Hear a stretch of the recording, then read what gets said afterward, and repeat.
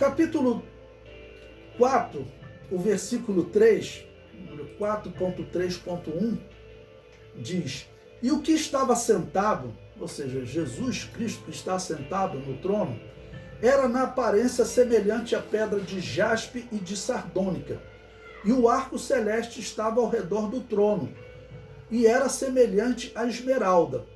Bom, interessante aqui, vamos ver essa pedra jaspe e essa pedra sardônica, quais eram as simbologias dela. As pedras preciosas declaram a glória do trono de Deus em detrimento da glória do trono dos imperadores romanos, incluindo o imperador papal. Irmãos, a igreja cristã ela tem que tomar muito cuidado, porque o Papa ele não é só uma pessoa boazinha que está aí para ajudar o mundo, para trazer uma mensagem cristã. Na verdade, não é. O Papa ele é um grande candidato a ser o falso profeta, né? O Papa ele está trabalhando para que o mundo receba bem o anticristo. Não existe dúvida disso, né? Ele é o líder da Babilônia apocalíptica. Continuando o comentário diz: não aparece nenhuma linguagem antropomórfica nesse texto.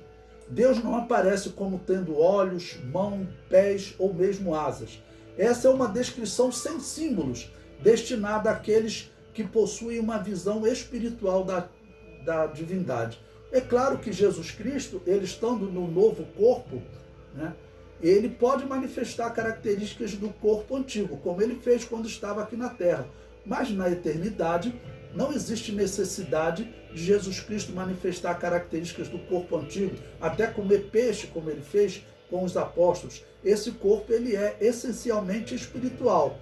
E é claro que essa questão de Jesus comer peixe, um corpo espiritual, ela é muito difícil, mas quando os alunos me perguntam sobre ela, eu pego e aumento a dificuldade. Eu falo, Deus e os anjos comeram bolo com Abraão, lá em Gênesis capítulo 18. Eu só não tenho como explicar, mas é um corpo espiritual que manifestou, sim, características de um corpo físico.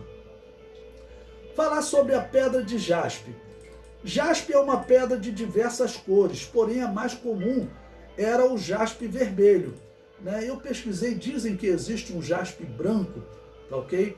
Mas o mais comum é o jaspe vermelho, depois o jaspe amarelo. Eu não encontrei realmente falando de um jaspe branco. O termo jaspe significa pedra manchada ou pedra salpicada. E até pelo nome, não parece realmente existir um jaspe branco. Ela é considerada a mãe de todas as pedras. Então, para nós entendermos a simbologia de no trono de Jesus ter uma pedra de jaspe, veja, a pedra de jaspe ela era a pedra que se destacava no peitoral do sumo sacerdote, onde haviam 12 pedras, né, representando as 12 tribos de Israel. Em Êxodo capítulo 28, versículo 20, diz: e a quarta ordem será de uma turquesa, de uma sardônica e de um jaspe. Engastadas em ouro serão nos seus engastes. E em Êxodo 28, 29, nós entendemos a simbologia da pedra de jaspe no peito. Assim, Arão levará o nome dos filhos de Israel no peitoral do juízo, sobre o seu coração, quando entrar no santuário, para memória diante do Senhor continuamente. Então, o nome dessas 12 tribos, né, no peitoral do sacerdote, sobre o coração, como Deus disse, simboliza o amor que ele deve ter pelo povo de Deus. E claro, Jesus Cristo, como aquele que está sentado no trono, demonstrou esse amor, pois fez um sacrifício puro e perfeito para salvar a humanidade. Algumas pessoas perguntam, mas pastor, precisava ser uma morte de cruz? Poderia ser uma morte comum, né? E certamente iam continuar seguindo Jesus. Talvez não, irmãos. Deus precisava fazer algo realmente para impactar a humanidade, porque o ser humano, né, como ele já nasceu em pecado, a tendência dele é ao erro, ou ao erro do relaxamento. Então aquela morte cruel, ela foi impactante para os discípulos de Jesus. E a ressurreição, né, aumentou ainda mais o impacto para que eles, né, aceitassem o que eles iriam sofrer, porque implantar a igreja na terra, Jesus Cristo avisou a eles a todo momento, olha, será perseguição. Ele ainda falou, olha, a noite vem quando ninguém poderá pregar.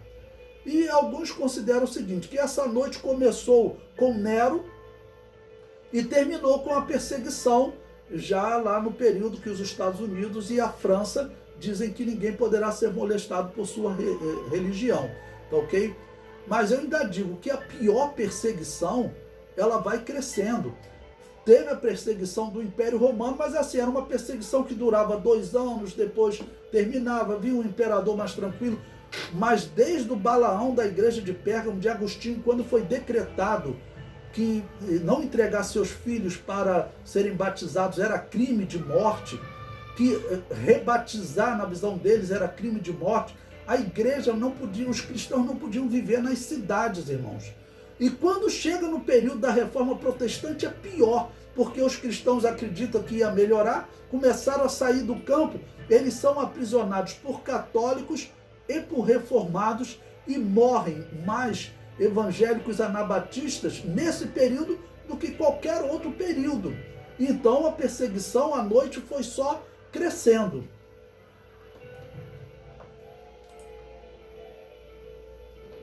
Na Nova Jerusalém, diz o comentário, ela é descrita como uma pedra preciosa que reflete a luz. Apocalipse 21, versículo 11.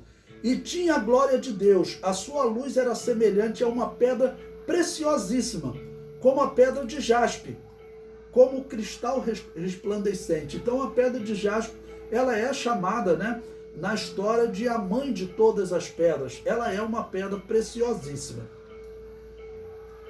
Jesus reflete luz sobre a sua igreja, por isso é chamado de sol da justiça. A igreja é como a lua, que não possui luz própria, mas reflete a luz do sol, Jesus. A igreja reflete a luz do sol da justiça. Bom, agora vamos falar da sardônica.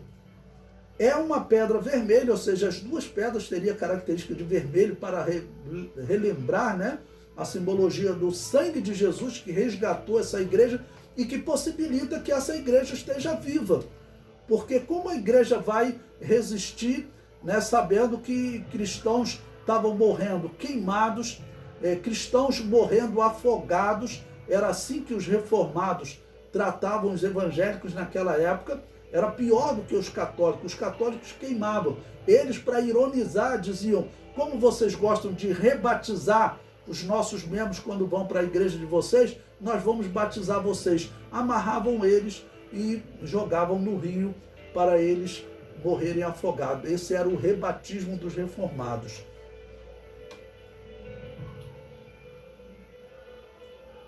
Sardônica era uma pedra vermelha que aparecia no ombro do sumo sacerdote. Êxodo 28, versículos 9, 10 e 12 diz: E tomarás 2 pedras sardônicas e lavrarás nela os nomes dos filhos de Israel, 6 dos seus nomes numa pedra e outros 6 nomes na outra pedra, segundo as suas gerações. E porás as 2 pedras nas ombreiras do éfode, por pedras de memória para os filhos de Israel.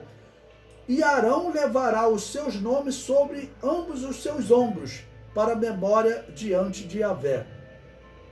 O propósito da pedra sobre os ombros do sumo sacerdote era simbolizar que, através da sua intercessão, o sumo sacerdote levava o povo nos ombros. Jesus Cristo, como sumo sacerdote, leva a igreja nos ombros.